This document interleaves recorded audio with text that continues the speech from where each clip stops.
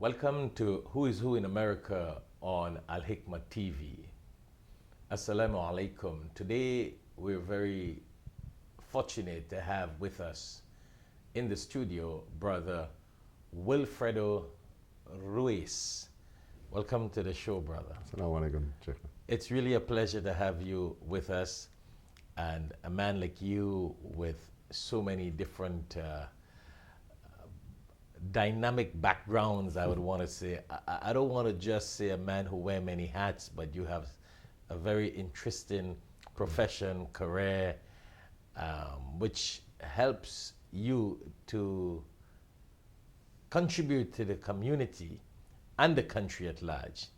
So it's a pleasure to have you here with us. It's a pleasure for me here too. So in our discussion, I understand that you have origin from Puerto Rico Yes, I was born and raised in Puerto Rico. as an attorney. My professional career, yes, as an attorney.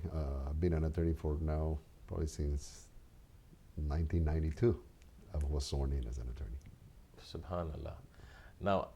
Now you're a Muslim and you have been a Muslim for the past 13 years or so. Alhamdulillah, yes. 13 years. Something like that, our viewers worldwide would really enjoy viewing, listening, and to hear from a person like you with your background. Hence, it is a pleasure to have you on this program, Who is Who in America, you know, a non-Muslim who reverted to Islam approximately 13 years ago with an attorney background, coming from Puerto Rico, you know, having a legal experience, a legal background, and then now coming into the United States of America and serving on many different areas. Yeah, you know what? Since I first embraced Islam, I had Allah put me in my heart this spirit to serve the community. Probably because when I first embraced Islam, I faced some difficulties, probably that very normal to those who, in the early days of embracing Islam. One of them in Puerto Rico was my access or lack of access to educational materials in Islam. Because Puerto Rico is a very small Muslim community. Out of 4 million, probably you have people living in the island back then. There were probably 4,000 Muslims. So the Muslims there are majority immigrants or Immigrant local and Hispanic? no, the vast majority are immigrants or generations after them that Okay. came, mainly probably over 90% Palestinian immigrants who have been there in the island probably since the Nakba, since the 1960s. So are Some you of saying them. that they themselves speak Spanish Oh yeah, most of them, the majority of them do speak and do not Spanish. speak Arabic? They do speak Arabic. Okay. That's the main still language. As a matter of fact, they still conduct most of the khutbahs and prayer services are conducted in Arabic. That's still one problem in some parts of the island. Some must have incorporated a bilingual khutbah, incorporating the native language spoken there, Spanish that is and Arabic. Spanish. Oh. But still, the majority of the Islamic centers, unfortunately for those Hispanics that attend them, are only in Arabic, delivered in Arabic. So are we saying that the regular masses there are not able to benefit from the khutbah? The majority of them, Wow. unfortunately. But it's a shared responsibility. There are some Hispanics that have embraced Islam for many years now, and they need to gradually get more involved in those communities to make that happen as well, right? Say, hey, we are here, we're part of the community, we're contributing to this center, and that needs to be provided for us. And some communities have responded with an imam who caters for that Bilingual. bilingual in Arabic and Spanish. So, Brother Wilfredo, where did you accept Islam? In America or No, it was in Puerto Rico. For the international views, Puerto Rico is part of America. Yes. It's an American territory. You're born an American citizen if you're born in Puerto Rico. It was in Puerto Rico. I started my walk towards Islam probably by the late 2002. And January 2003, alhamdulillah, I embraced Islam. Oh, that is really fascinating.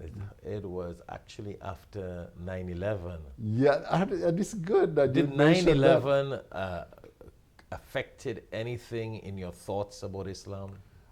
I believe not the event per se, but the fact that because of that event, you know that Islam, the word Islam and Muslims have not been absent of the media a single day, for good or for bad, after September 11. After September 11, if you research the media, you will find the word Islam somewhere, or you will find the word Muslim somewhere.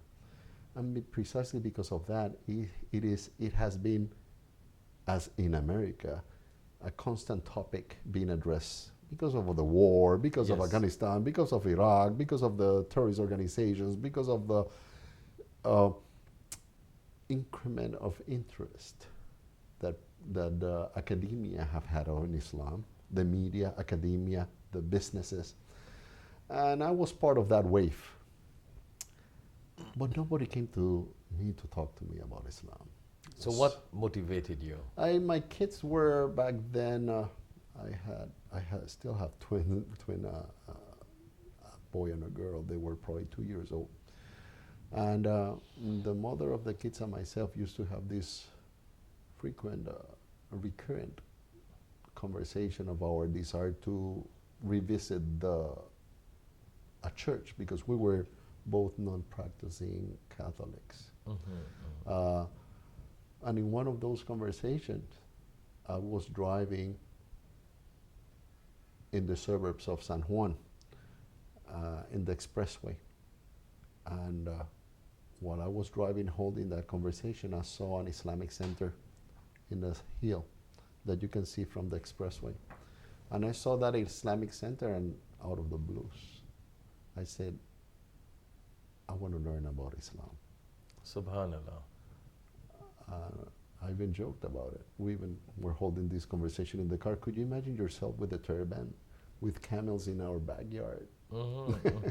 So, but soon after I arrived my my hometown, and upon arrival, I was given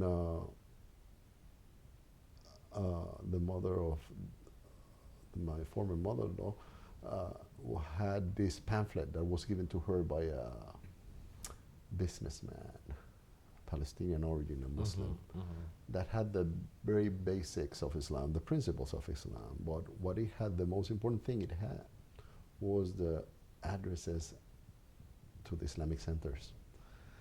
And you being brought into this curiosity of exploring Islam, I started visiting the centers. I started going to their dars. They had some kind of a class, night classes on Thursday or Tuesdays. And whenever I was listening in those classes, they didn't seem foreign to me. When they were discussing the concept of God, it really matched what I naturally believe God was, not what I was taught in my Catholic school, because I went to Catholic school all my life. Right. But I said, look at that, God is one. God, Muslims worship the Creator.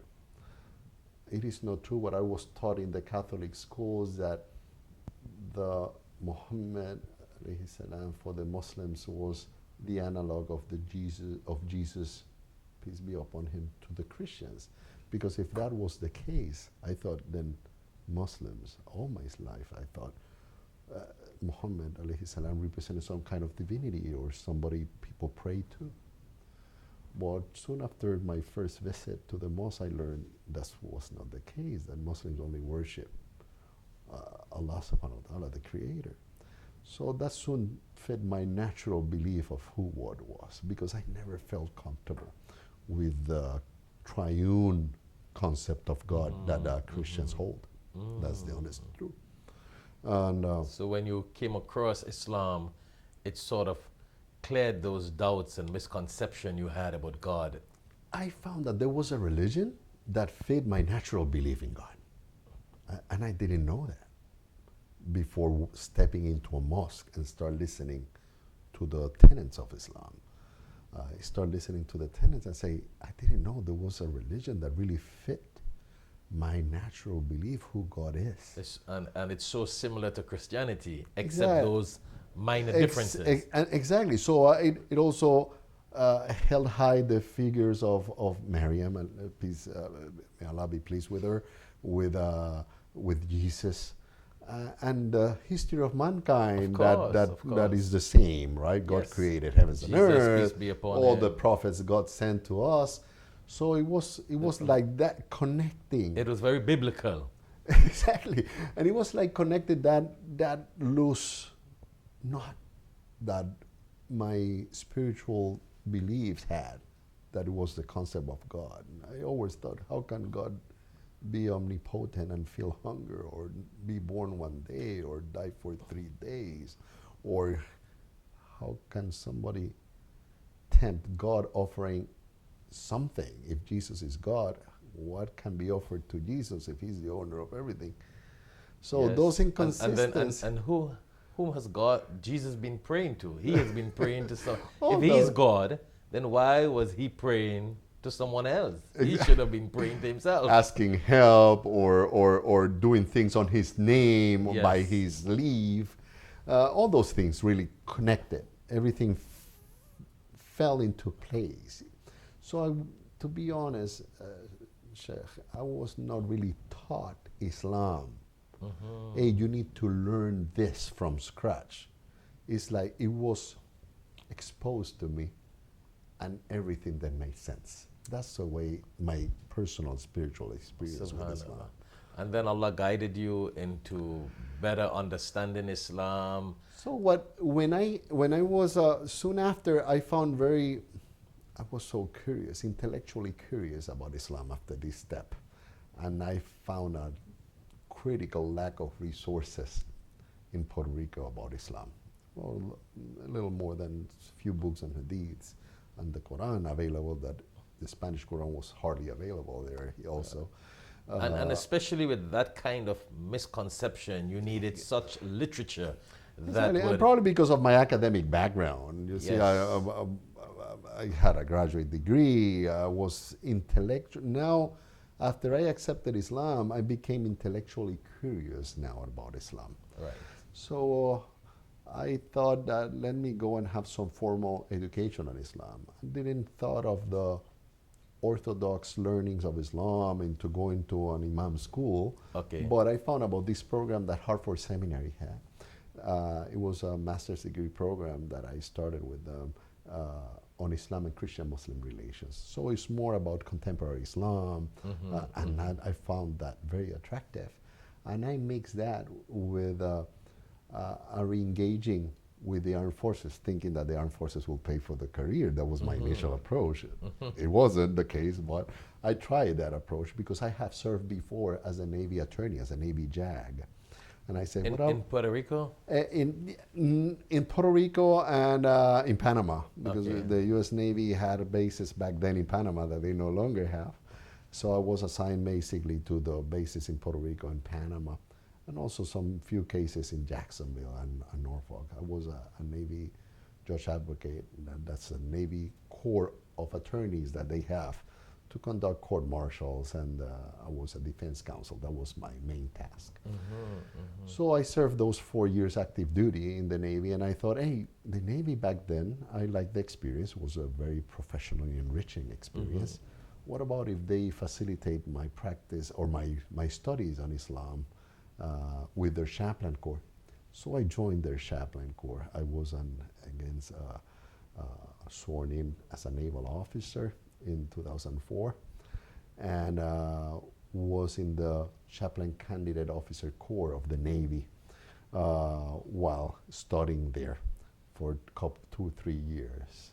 Wow. And that's how I became also related to the chaplaincy work, because my first chaplaincy work, official, professional chaplaincy work, started with me in Connecticut working as a chaplain in the Connecticut Valley Hospital. That's the main psychiatric institution in Connecticut, where there was a Protestant chaplain, a Catholic chaplain, a rabbi, and myself. So being a Muslim chaplain at that hospital, did it create any problem or any No, it was prejudice or anything of that matter? I was invited to be a chaplain. There was not even a posted position.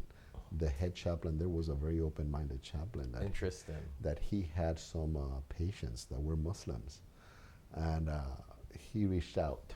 What year was that? Oh, it was 2004, Okay. 2005, probably that time. And he reached out to the seminary saying, hey, I need a chaplain. And the seminary said, we have chaplains in training here. And they told me about it. So he started even as a volunteer position. And they soon opened a position, a contracted position.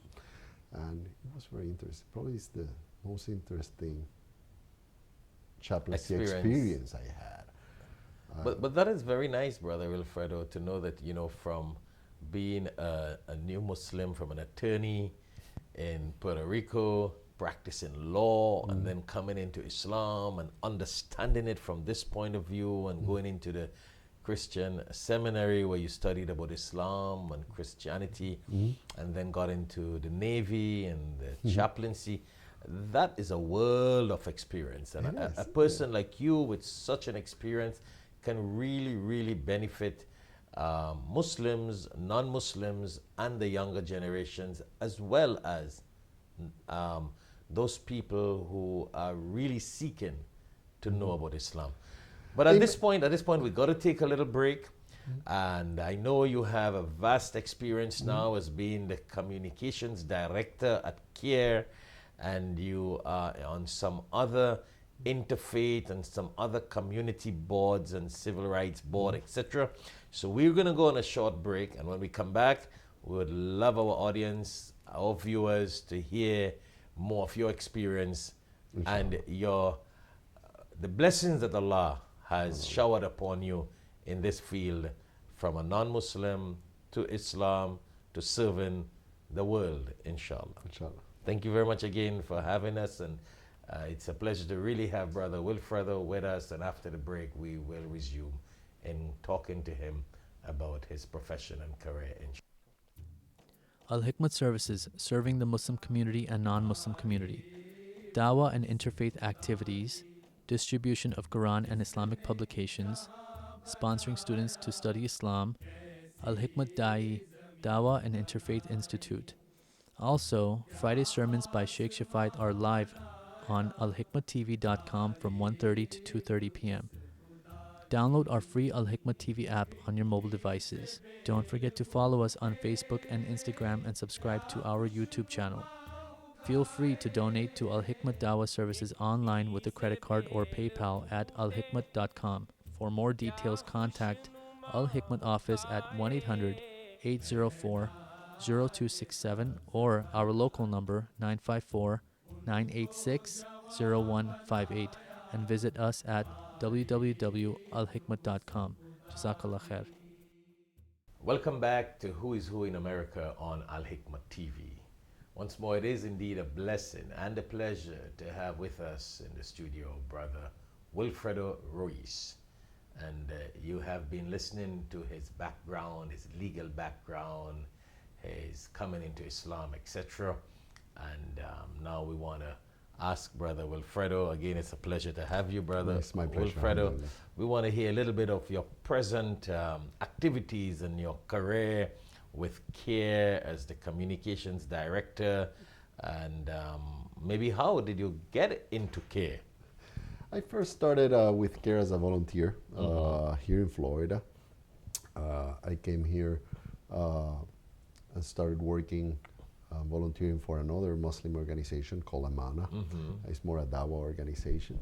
And while doing that, I came acquainted with CAIR's work. Although I learned it, I knew it from before, but I knew they had a chapter here. And I get involved into volunteering with them. That was probably 4 or 5 years ago. And soon after, CAIR started to grow. And they started a legal division that they did not have before in Florida chapters. And obviously that was my profession as well. And even though I was working as before that as a chaplain in the Department of Homeland Security Detention Center in Miami called Chrome. Soon after, I started volunteer with CAIR, and a position opened. They say, we want to have attorneys now providing free services to the community. And with your experience in Chrome and your legal background, that It was right up perfect. the alley. But after, like you have noticed, this has been not only a religious journey, spiritual journey for me, it's also a service journey. Together with it, my former private legal offices is totally different from the work we do now. It's community service. And this community service is something that Allah subhanahu wa ta'ala had put in my heart since I first embraced Islam, because I have felt this, I've been driven naturally. I've not been asked, could you do this community service? Could you work in non-profits now? It came naturally with Islam, alhamdulillah. So you had a dream being fulfilled. yeah, because I embrace Islam and I said, you know what? I want to serve the community that follows Islam.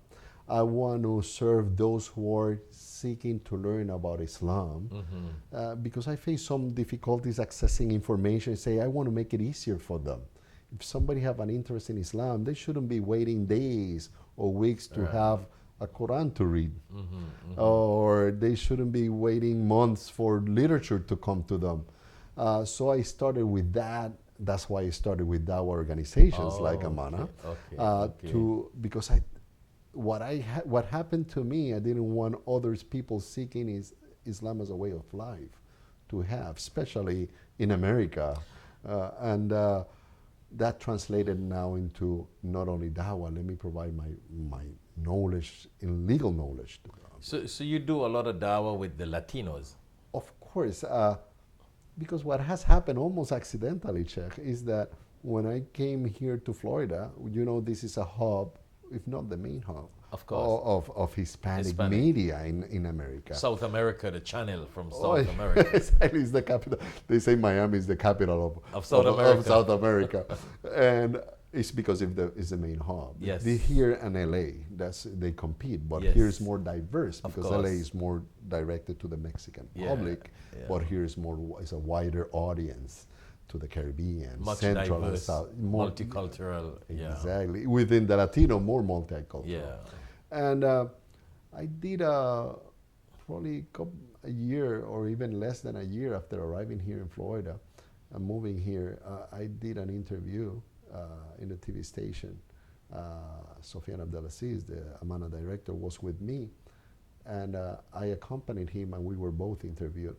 And the media found me, the journalists, this Hispanic Muslim talking Spanish, explaining Islam and some international politics and the foreign policy of America in the Muslim countries. And since then, for the past 4 years, it has not stopped. The request for me to be in the media, even talking about Islam and Muslims, the Latino Muslim community is growing so fast. Because you come from a non-Muslim background, a Latino, non-Muslim, legal, Islam. So that's very, very, very beneficial. And that's what that's what precisely they're looking for. Not only to learn about the experience, so how do you see the Muslim world? That's very motivational, in fact. Very motivational for people out there who are searching and seeking to know about Islam and Muslims. Because it really gives the true face of Islam. Yes. Not because we as people give the true face of Islam. We're very imperfect, and Islam is perfect. But the fact that the openness of our faith to multiculturalism, to include, obviously, the Hispanic culture, right? Islam has shown through history, as you know, a great capacity of adapting to all cultures. That's why we see Chinese Muslims, Japanese Muslims, African Muslims, European Muslims. And now, I believe now is the era of Muslims, Hispanic Muslims, getting reacquainted with Islam. And I mean reacquainted because as you know, we have a very rich history in our past, linking the Latinos, the Hispanic, with Al-Andalus and our Islamic past. Right? Truly, truly, yes, yes. So that's why you can do, I mean, miracles here in America. I mean, in Miami, in South Florida. And I understand that there is a dream, or very soon they're going to have a Hispanic mosque, if I want to put it. Yeah, you know. Or should I correct that statement? No, it Khutbas is. in Spanish. Yeah, it's gonna be, and there's a. Where is this going to happen? There's an organization called Islam in Spanish, a brother organization. They are based in Texas, although they do cater to all Latin America, and they're inaugurating in early 2016 the first Hispanic mosque. It is the first Islamic center where all the services, the Friday Juma services, the congregational prayers are going to be conducted in Spanish, regularly. So we need something like that in Miami. We need, inshallah. I assure you that inshallah this is going to be, even without really projecting to it, it's going to start naturally happening. Because there's a need. There's a need for the and people. high concentration of Hispanic Muslims. Yes, You will see this happening. You'll see in New Jersey, in New York, in Chicago, and here in Miami, in California. This is going to be the new trend. And it's not that you want to separate people or prejudice or race, but because of the flow of conversion that you have from the Latino and the Hispanic, you need to be conversing in that language so they would better understand. That's the whole need. Especially there's a big part of those Latinos that embrace Islam that still are not acquainted with English. Of course. They have a very little basic English skills, so if they come to your khutbah, they will pick something, but it's not the same like if you cater and teach them their new religion or the new embraced religion in their native tongue. Of course. And it is happening naturally, because it's not that we're creating the demand. The offer is creating the demand. There's already a demand. People who are asking for it, who needs it. Yes. And we're just late, as a matter of fact, kind of late supplying that demand. Of course. We are past due on that service. We're long past due. So, Brother Wilfredo, we just got about 3 to 5 minutes again, actually, to wind up the program. So tell me a little bit in the next 2 or 3 minutes or so, a little bit of what you do actually right now with CAIR. My CAIR work have evolved from being an attorney for CAIR, part of the legal team that have grown to 5 attorneys now here in CAIR, Florida, to be the communications director. It was basically and precisely because of my exposure to the media, where we have found that almost on a weekly basis, I'm interviewed by 1, 2, sometimes 4 media outlets, national and international media outlets in English and Spanish.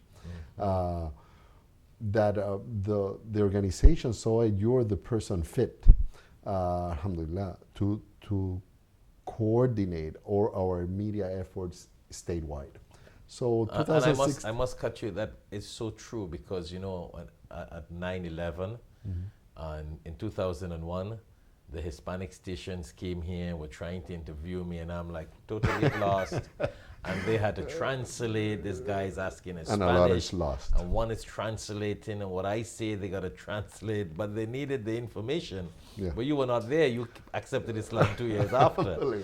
So, but it is that hunger for information is still very prevalent. For the good news and the bad news. Telemundo or something, huh? Telemundo, Univision are here, CNN. And in this week, past month, I've done probably 3 or 4 CNN and Espanol interviews. Univision, that is already a Spanish channel, have launched another channel that is in English, but catering to the Hispanic community, called Fusion. And all those transformations are happening, that now you're having Hispanic media, not only in Spanish, that is the natural language of the Hispanic media. Now you're having Hispanic media in English, magazines catering to the Hispanic community that are written in English, TV stations catering to the Hispanic community in English. Why? Because the younger generations of Hispanics, that they still feel themselves Hispanic, their first language is English now. Yes, yes. So they have this dichotomy So of we're I'm between, Hispanic, Spanish, English, Puerto Rican, and the American. media is rapidly adjusting to that. They notice, hey, more than half of the Hispanic population, they dominate English very, very well. Of course, So why of don't course. we cater to them in English? So that is happening. This is the new phenomenon. Well, it's really a pleasure and it's a blessing again, I must say, to have someone like you on Al Hikmat TV.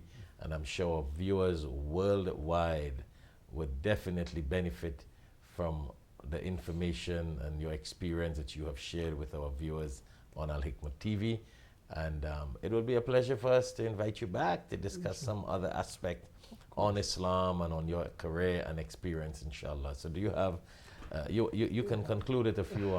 No, it is a pleasure not only to serve the community, it is so enriching to serve Allah, our Creator.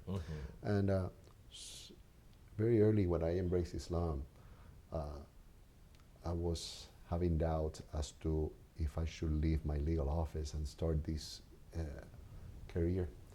And an old man told me, Muslim, because I was afraid. I was leaving all my office, my income behind to start this new path. And he told me, if what you're doing it for the sake of Allah, do not be scared. Everything will work perfectly. And for 13 years, every project I engage with that I do for the sake of Allah has been a total success. And only you know if you're really doing it for the sake of Allah. Of course, of course. But I assure you, every project I have engaged fi-sabilillah for the sake of our Creator, it has been a success. It has not failed. He was so right. And it was so inspiring. And Allah wanted me to experience that very early. When I went and left all my office, my income behind to study Islam, there was not a single month that I did not have money to pay my rent, and not a single day that my refrigerator had food for my kids. Not a single day. Because I was doing it for the sake of Allah. For the sake of Allah. So, Brother Wilfredo, that's a wonderful note for us to conclude the program. That advice, that experience, that God gifted hidayah or guidance to you, for you and to the part of Allah, that you were able to share that spiritual experience, that our viewers out there can benefit, that you have come from that, from a non-Muslim background, given up that legal profession. I mean, you practice it, but you gave it up for the sake of Islam, to serve. Allah came first. You're serving in the path of Allah, and whatever experience it took from you, you have just shared that. And may Allah continue to bless you. Inshallah. And my friends and viewers out there, it has really been a pleasure and a blessing to have Brother Wilfredo with us. And feel free to tune in to Al Hikmat TV. And it's 24/7 online. It's a blessing to have you as viewers, and it's a blessing to have had Brother Wilfredo with us. Assalamu alaikum wa rahmatullahi wa barakatuh. Assalamu alaikum. Allahu, Allahu, Allahu, Allah, Allahu, Allahu, Allahu, Allah, Allahu, Allahu, Allahu, Allah, Allahu, Allahu, Allahu, Allah. Allahu, Allahu, Allah.